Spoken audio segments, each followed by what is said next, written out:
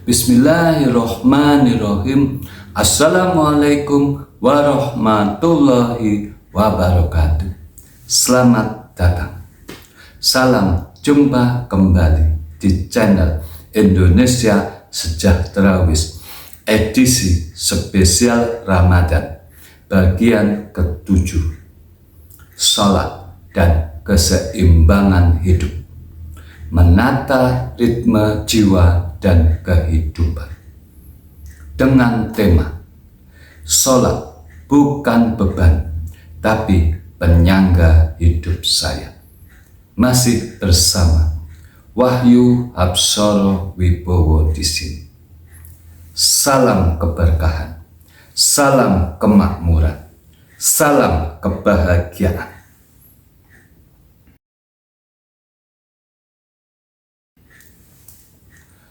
Bismillahirrahmanirrahim. Assalamualaikum warahmatullahi wabarakatuh. Alhamdulillahi rabbil alamin. Alhamdulillahilladzi hadana li hada wa ma kunna linahtadiya laula an hadanallah. Asyhadu alla ilaha illallah wahdahu la syarikalah wa ashadu anna Muhammadan abduhu wa rasuluh alladzi la nabiyya ba'dah. Allahumma sholli wa sallim wa barik ala nabiyina wa maulana sayyidina Muhammadin wa ala alihi wa ashabihi ajma'in. Saudara-saudaraku yang dirahmati Allah, banyak orang yang rajin sholat, namun hidupnya tetap terasa kacau, waktunya berantakan, pikirannya penuh sesak, hatinya gelisah. Lalu muncul satu pertanyaan yang jujur. Jika sholat itu benar, mengapa hidup kita belum terasa tenang dan seimbang? Di episode kali ini, kita akan memahami sholat bukan sekadar sebagai kewajiban, tetapi sebagai penjaga keseimbangan hidup.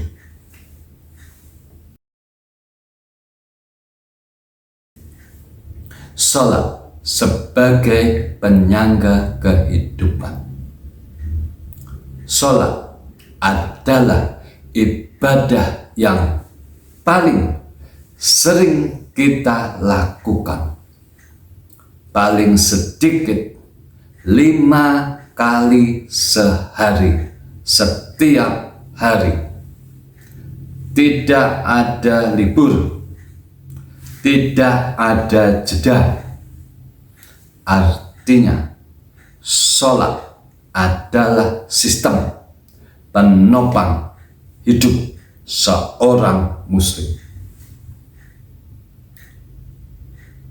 Allah Subhanahu wa ta'ala berfirman, Utlu ma uhiya ilaika minal kitabi wa aqimis sholah inna sholata tanha anil fahsya'i wal munkar wala zikrullahi akbar wallahu ya'lamu ma tasma'un.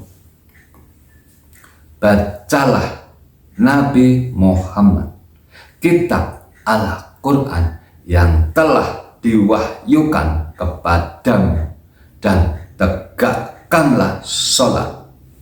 Sesungguhnya sholat itu mencegah dari perbuatan keji dan mungkar. Sungguh mengingat Allah, sholat itu lebih besar keutamaannya daripada ibadah yang lain. Allah mengetahui apa yang kamu kerjakan. Sesungguhnya sholat itu mencegah dari perbuatan keji dan mungkar. Quran surat Al-Ankabut ayat 45. Perhatikan, sholat tidak hanya berfungsi sebagai ritual, tetapi sholat berfungsi sebagai protektif dan korektif. Ketika sholat kehilangan pengaruhnya, yang rusak bukan sholatnya, tetapi kehadiran hati kita di dalamnya.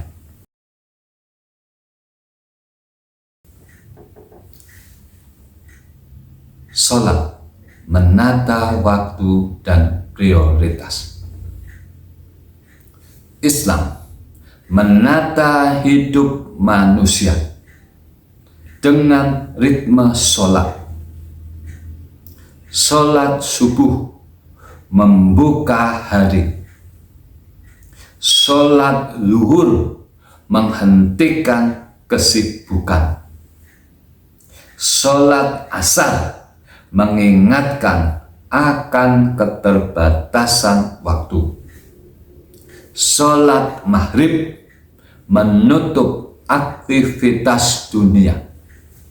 Sholat isya sebagai malam yang menenangkan.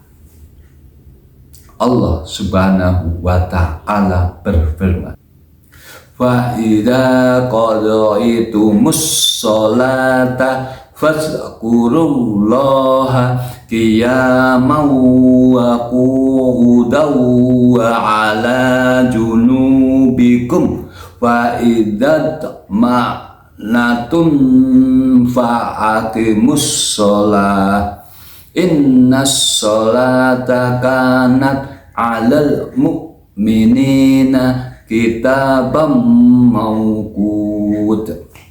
Apabila kamu telah menyelesaikan sholat, berzikirlah kepada Allah, mengingat dan menyebutnya, baik ketika kamu berdiri, duduk maupun berbaring. Apabila kamu telah merasa aman, laksanakanlah sholat itu dengan sempurna. Sesungguhnya sholat itu merupakan kewajiban yang waktunya telah ditentukan atas orang-orang mukmin. Sesungguhnya sholat itu adalah kewajiban yang ditentukan atas orang-orang yang beriman. Quran surat An-Nisa ayat 103. Sholat mengajarkan satu prinsip besar. Hidup yang seimbang adalah hidup yang tahu kapan berhenti. Ramadan memperkuat pelajaran ini melalui tambahan sholat dengan sholat taraweh dan qiyamul lail.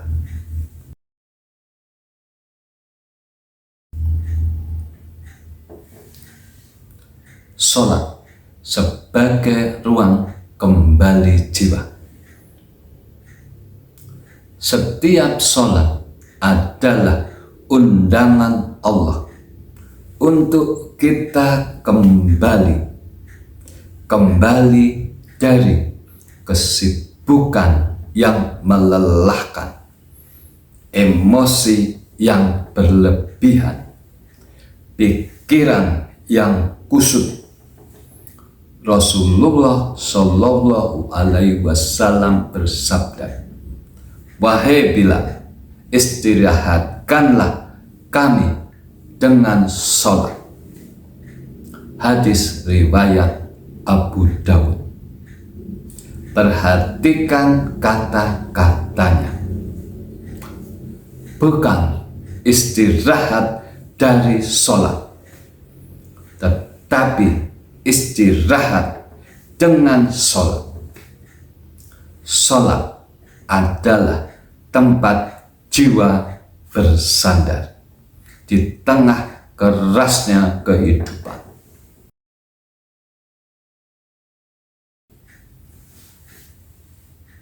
Ramadan dan sholat yang menghidupkan. Ramadan bukan sekadar menambah jumlah sholat sunnah, tetapi menghidupkan kualitas sholat. Tarawih, witir, qiyamul lail, semua itu bukan untuk memberatkan, tetapi untuk melembutkan hati dan menata jiwa. Sholat yang hidup akan melahirkan kesabaran, ketenangan, kejernihan berpikir, dan dari sanalah keseimbangan hidup bertumbuh.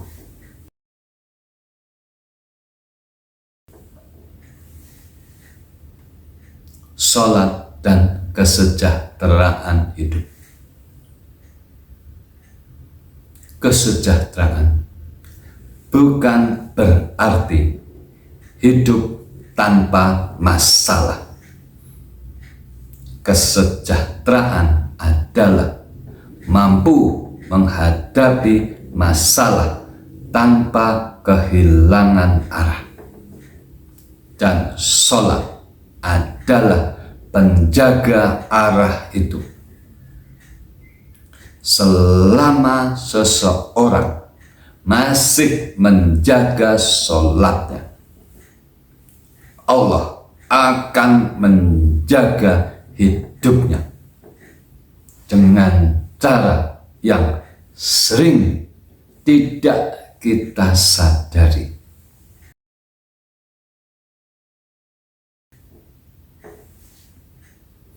Ajakan memperbaiki sholat. Ramadan ini jangan hanya menambah sholat, tetapi hadirkanlah hati di dalam sholat. Perlambat bacaan, sadari setiap gerakan, hadirkan Allah dalam setiap sujud. Karena sholat yang hidup akan menata hidup kita, dan hidup yang tertata adalah bagian dari kesejahteraan sejati.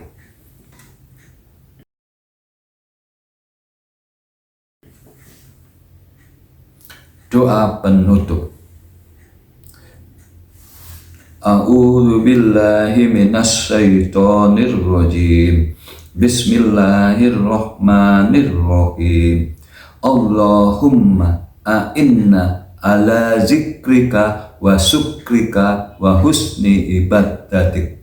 Ya Allah, tolonglah kami untuk mengingatmu, bersyukur kepadamu, dan memperbaiki ibadah kami. Jadikan sholat kami sebagai penenang jiwa, penjaga hidup, dan penuntun keseimbangan kami. Rabbi ja'alani muqimas sholat. Wassalamualaikum warahmatullahi wabarakatuh. Bahwa kesejahteraan, kemakmuran, kebahagiaan harus diperjuangkan oleh diri kita sendiri dengan visi, kecerdasan, tenaga, dan tekad kuat, dilandasi keimanan, ketakwaan, dan akhlak terbaik yang dijalankan dengan berkelanjutan. Kesejahteraan, kemakmuran, kebahagiaan tidak akan bisa kita peroleh hanya dengan berharap dari pemberian hadiah, apalagi dengan cuma-cuma. Indonesia hebat, bangsa terhormat, umat bermartabat, merdeka, merdeka, merdeka. Semoga Allah Subhanahu wa Ta'ala Ilahi Rabbi meridhoi apa yang kita ikhtiarkan. Amin. Tonton terus tayangan kami berikutnya. Mari kita wujudkan umat dan Indonesia sejahtera, makmur, bahagia, dimulai dari diri kita. Untuk seluruh warga masyarakat, bangsa, negara, dan dunia. Kita mulai langkah kecil menuju perubahan besar, persatuan, kerja nyata, dan tekad kuat. Indonesia akan berjaya, berdiri tegak di atas kakinya sendiri, disegani dunia. Wassalamualaikum warahmatullahi wabarakatuh. Salam.